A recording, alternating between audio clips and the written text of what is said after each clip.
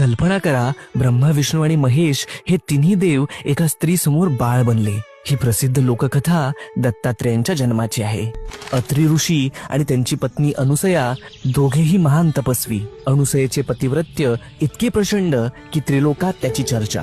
एकदा नारद मुनींनी त्रिलोकी फिरत असताना देवलोकांमध्ये अनुसयेच्या पतिव्रत्याची खूप स्तुती केली. ती स्तुती ऐकून देवी सरस्वती, लक्ष्मी आणि पार्वती यांना मत्सर वाटू लागला.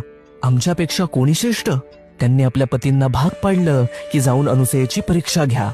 ब्रह्मा, विष्णू आणि शिव साधू वेशात अत्री आश्रमात आले. साधूंनी अनुसयेला म्हटलं, आम्हाला भूक लागली आहे, पण एक अट, तुम्ही निर्वस्त्र होऊन आम्हाला अन्नदान करा. यांची अपेक्षा मान्य करावी तर आपल्या पातिव्रत्य धर्माला बाधक होईल, आणि जर ती अमान्य करावी तर भुकेले अतिथी घरातून निघून जातील. करावे तरी काय? तेव्हा तिने कमंडलूतील गंगोदक घेतले आणि त्या तिन्ही अतिथींवर सिंचन केले, आणि अद्भुत, त्या क्षणी त्रिमूर्ती लहान बाळ झाले. अनुसयेने त्यांना आईप्रमाणे कुशीत घेतलं, स्तनपान करवलं आणि पाण्यात झोपवलं. बराच काळ तीनही देव परत न आल्यामुळे तीनही देवी चिंतित झाल्या. झालेला सर्व प्रकार समजताच त्रिदेवी घाबरून धावत आल्या. अनुसयेने दयाळूपणाने सर्वांना मूळ रूप दिलं आणि त्यावर प्रसन्न होऊन त्रिमूर्तींनी वरदान दिलं, अनुसया, आम्ही तिघेही पुत्र म्हणून तुला प्राप्त होऊ.